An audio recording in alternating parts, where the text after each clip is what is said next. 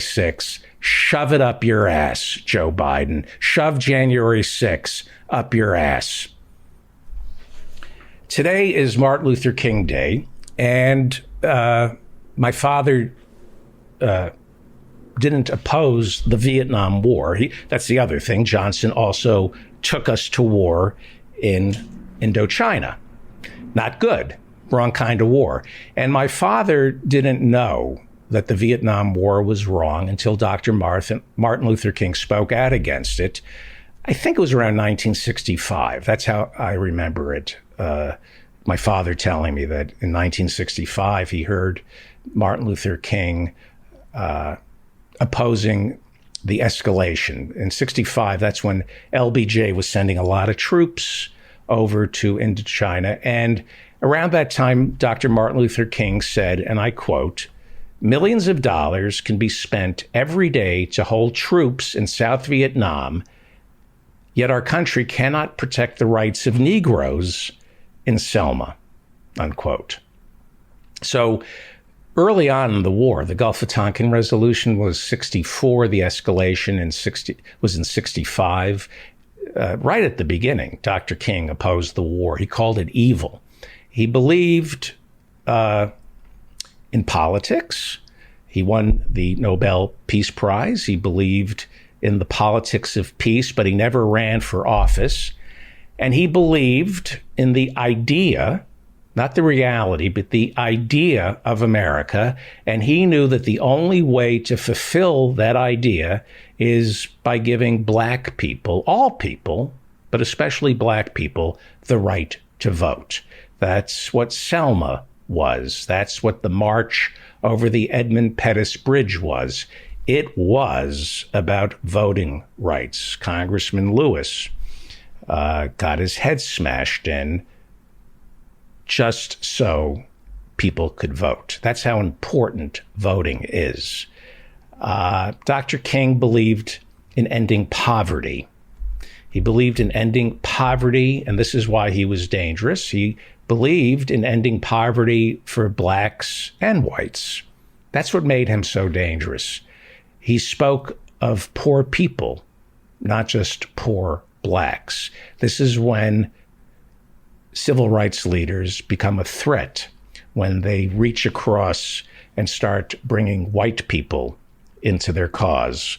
Professor Adnan Hussein has talked about this on our show, and Professor Gerald Horne has talked about this on the show. When Malcolm X branches out and talks about the plight of white people, the status quo, the people in charge are truly threatened then, because the last thing they want is white people and black people finding common cause.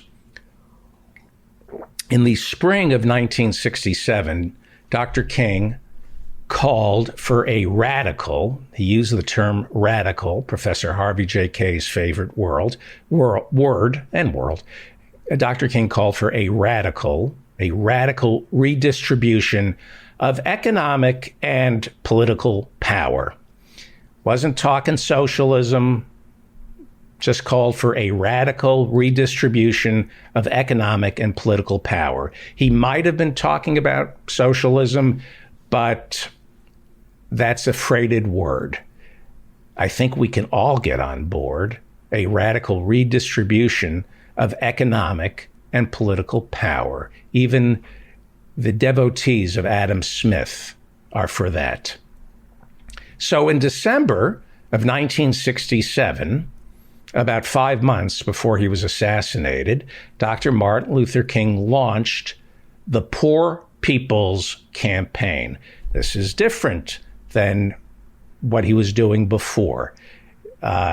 He was bringing poor people on board.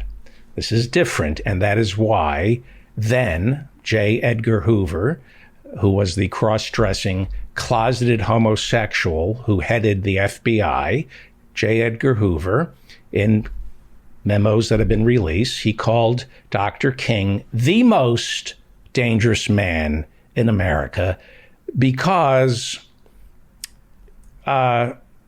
you can you can assist the Chicago police in the assassination of Black Panther Fred Hampton. He was a Black Panther. It's hard to go after Dr. Martin Luther King. It's not easy to go after the winner of the Nobel Peace Prize, who preached nonviolent resistance, as did Fred Hampton, but he was a Black Panther, and that was marketed to white America as threatening. So one of the ways to honor Dr. Martin Luther King is to take J. Edgar Hoover's name off the FBI building in Washington, D.C. When it comes to healing our racist past, as far as I'm concerned, there is no difference between a statue commemorating Robert E. Lee and an FBI building named after J. Edgar Hoover, who might be one of the worst Americans in our history. J. Edgar Hoover, who was being blackmailed by the mafia. He said the mafia didn't exist because they had photographs of him doing things that Senator Lindsey Graham won't admit to his voters in South Carolina that he engages in. J. Edgar Hoover bet on the ponies, and when he lost, he didn't have to pay up because he was in bed with the mafia. J. Edgar Hoover never acknowledged the existence of the five families because they knew he was a cross-dresser and a homosexual. J. Edgar Hoover, his name should be taken off the FBI building. Now, name it the Dr. Martin Luther King or the Fred Hampton building. That's how you heal our racist past. The reason J. Edgar Hoover was so frightened of Dr. Martin Luther King is he knew that Martin Luther King transcended race. Dr. King was dangerous because he was preaching the gospel and living it. He was speaking out against war and poverty while at the same time promoting non-violence. You know, he got the Nobel Peace Prize because he promoted nonviolence. He told Americans to put down your guns and raise your voices, vote, march, and organize. The people who control the system are most terrified of the leaders who try to insinuate themselves into the system. That's what makes somebody dangerous. When you try to go into the system, you're more dangerous than some crazy guy on the street screaming and throwing a brick through a window. What we forget about Dr. King, and I don't know that much about his life, I really don't, but what I do know is that he died in Memphis, Tennessee, fighting for labor. Nobody talks about that. Everything okay? Oh, okay. The house is on fire, but this show is more important than asphyxiation. What most people don't know about Dr. Martin Luther King is that he died in Memphis fighting for labor. He was fighting for African-American sanitation workers, but he was fighting for labor. We don't talk about that in America. He died in 1968 supporting Memphis sanitation workers who were striking for better working conditions. 2 African-American sanitation workers were mangled by these ancient sanitation trucks, and the sanitation workers went on strike for better working conditions and more money. That's what made Martin Luther King one of the most dangerous men in America. How do you deal with a preacher who preaches the gospel, who lives the gospel, who with his wife, Coretta, visits Chicago and stays not in a five-star hotel, but stays in a rat-infested tenement with no heat. He was dangerous.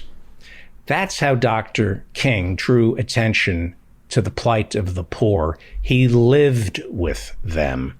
He was shot to death while staying at the Lorraine Motel in Memphis. Have you seen the Lorraine Motel in Memphis? It is a budget motel. He died supporting the least among us. He transcended race.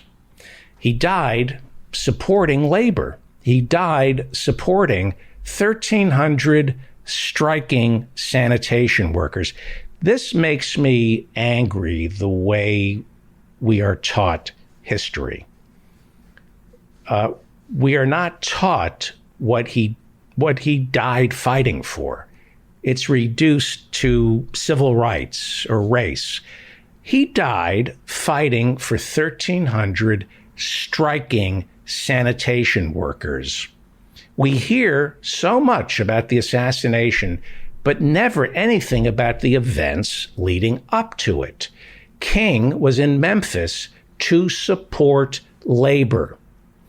He was there to support a months-long strike that threatened the power structure, not just in Memphis, Tennessee, but this entire country's power structure.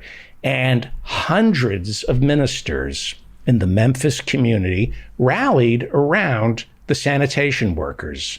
It wasn't just Dr. King. He got out all the ministers who supported the strike, calling for nonviolent protests.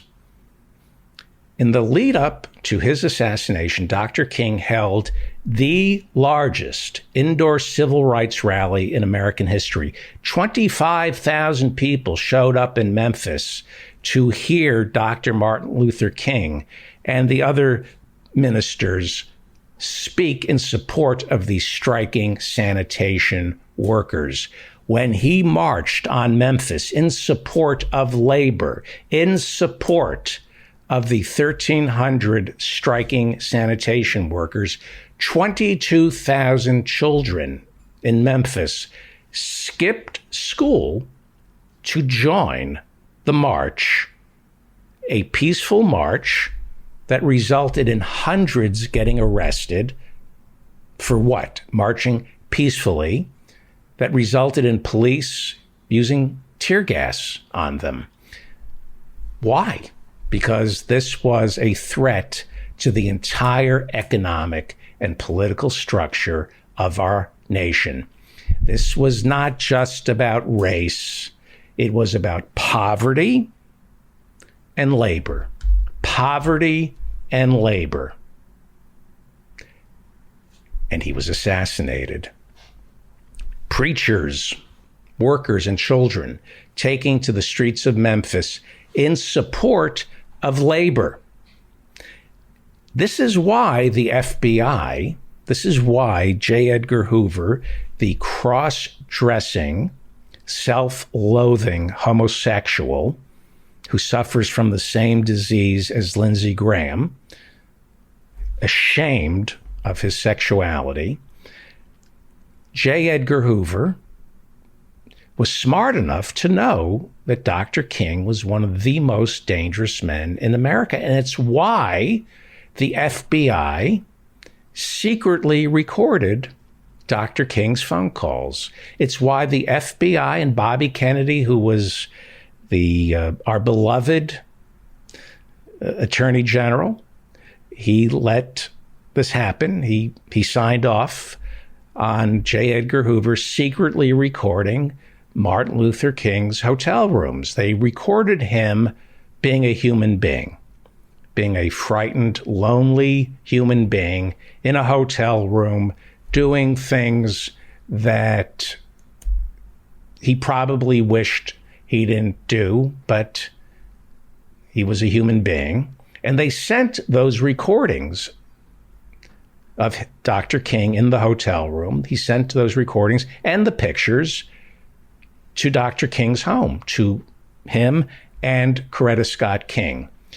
And they sent notes. The FBI sent notes to Dr. King advising him to kill himself. That's what your FBI did. The FBI sent notes to Dr. Martin Luther King with pictures of him doing things that he didn't want to get out. Everybody has compromise. And they said, you're a fraud. Your days are numbered. Kill yourself. And by all accounts, it kind of got to him. It depressed him. It scared him. And he knew his days were numbered. You hear the speech that he gives the night before his assassination. It's a famous speech about his not getting there with you, but he's been to the mountaintop, and his eyes are welling up because he knows that if he doesn't kill himself, the FBI will. He was assassinated because he was the most dangerous man in America. J. Edgar Hoover got that right. J. Edgar Hoover, possibly the worst American of the 20th century, whose name should be stripped from FBI headquarters. J. Edgar Hoover knew that he was dangerous, because what do you do with a minister who preaches and lives the Gospels? How do you reason with such a man? poorpeoplescampaign.org. Go to poorpeoplescampaign.org. That's what Dr. King was moving towards, a poor people's campaign. And his memory lives on over at poorpeoplescampaign.org. Now, I've been told that I should have Reverend William Barber on this show. He's one of the co-chairs of the Poor People's Campaign. My show doesn't have a big enough audience to make it worth his time. His time is very valuable. So I'm not going to, I'll tell you about, I don't need to have Bernie Sanders on my show. There are a couple of lefty podcasters who turned on Bernie because he wouldn't do their show. It's so narcissistic. It's all about me. If he doesn't do my show, then I'm not going to support him. I mean, that's some sick shit. And it's not just Jimmy Dore, who has gone full-blown anti-vaxxer, by the way. Unbelievable. I hope he's getting rich. I'd hate to think that Jimmy Dore is doing this and not getting rich. Anyway, I could tell you things, but you know them already. That's what's truly amazing, that it just comes out without you having to spill the beans about Jimmy Dore. poorpeoplescampaign.org. Go there. Reverend Barber and the Poor People's Campaign is about the 140 million poor people living in America. That's quite a number. We always talk about the fact that half this country can't come up with $500 for an emergency. And you repeat that over and over again till it stops meaning anything. If you say a word over and over again, it stops. You can't understand what it means anymore. And I keep saying, I've been saying this for 5 years, the Federal Reserve has reported that half this country can't come up with $500 for an emergency. And because we try to, I don't know what we try to do, make ourselves feel better, we say, well, maybe they just put it on their credit card and then pay it back at the end of the month. Here's what the Poor People's Campaign tells you if you go over there. There are 140 million poor people living in America. Reverend Barber over at poorpeoplescampaign.org reminds us that 52% of American children are living in poverty. Let's just use that as a baseline, since adults, we like to think about personal responsibility. But let's talk about 52% of American children living in poverty. We're the wealthiest country in the history of civilization. 52% of children in America are living in poverty. 140 million poor people living in America. I've mentioned this before, but think about that $300 tax credit that the government gave out for a couple of months last year. No longer. $300 a month, according to our federal government. An extra $300 a month lifted millions of children, they say, out of poverty. Think about that for a second. $300 a month is the difference between a child living in poverty and not living in poverty. Who's measuring poverty? Who's doing this? Reverend Barber is a Protestant minister who understands that this isn't about race. This isn't about religion. This is about morality. This is about morality. There's no confusion when you're talking about morality. When you're in charge of the government, when you're in charge of anything, the first thing you think about when you have your morning cup of coffee is 52% of American children are living in poverty. That should be the number one thing we talk about in this country. Everything else comes behind that. 52% of American children are living in poverty. What else is there to talk about? What else is there to talk about other than the 140 million poor people living in America? What else is there to talk about other than 52% of American children are living in poverty? Not why.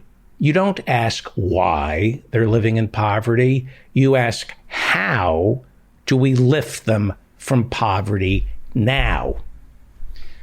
And that's why you never see Reverend Barber on the Sunday talk shows. Occasionally he pops in, but you rarely hear about the Poor People's Campaign.org. James Carville was on Meet the Press yesterday. We've talked about his work. You know, he got Bill Clinton elected president, and then he went off to get some really questionable figures, fascists, elected in other countries. He's a political operative. He was on Meet the Press yesterday. Was Reverend Barber from the Poor People's Campaign on Meet the Press yesterday? Was he on any of the Sunday talk shows? Apparently, James Carville has something to talk about that's more important than the 140 million Americans who are poor. Well, you know, James Carville got Bill Clinton elected by keeping a sign on his door that read, "It's the economy, stupid. It's the economy, stupid. It's the economy, stupid." That's what he said to Bill Clinton over and over again in 1992. It's the economy, stupid. It's the economy, stupid. Run on the economy. People vote with their wallet. You don't hear that anymore, right? You don't hear people running on the economy, telling the American people that, you know, you vote with your wallet. That's not a winning message anymore because most Americans have an empty wallet. 104 million Americans are poor. 52% of them are children. 52% of American children are poor. Half this country can't come up with $500 for an emergency. What else is there to discuss? Well, James Carville was on Meet the Press, and he said that Democrats have to stop being so whiny. He called Democrats whiny. Stop complaining about what Biden hasn't accomplished and start selling what he has accomplished. Okay, James Carville, you go first. You go first. Tell us what Joe Biden has accomplished. Tell me what Pelosi has accomplished. Don't tell me about the bipartisan infrastructure bill. That was a love letter to private enterprise, to the internet companies, to the mafia that builds our roads, and it was bipartisan. Joe Manchin is running on that. The Republicans are running on that. You can't run on the bipartisan infrastructure bill. You go first, James Carville. It's the economy, stupid. But what James Carville is saying, just tell the American people that the economy is doing fine. Sell the American people on this idea that the economy is just fine. Well, no matter what phony numbers the Labor Department comes out with, we have 140 million Americans in poverty. Why is that not the number being reported every month? It's always jobs, this fictitious yardstick, jobs reports. That is just complete and utter bullshit. It's exactly what Donald Trump said when they asked him, how rich are you? When he was running for president, Donald Trump was asked, how rich are you? And he said, depends how I feel that day.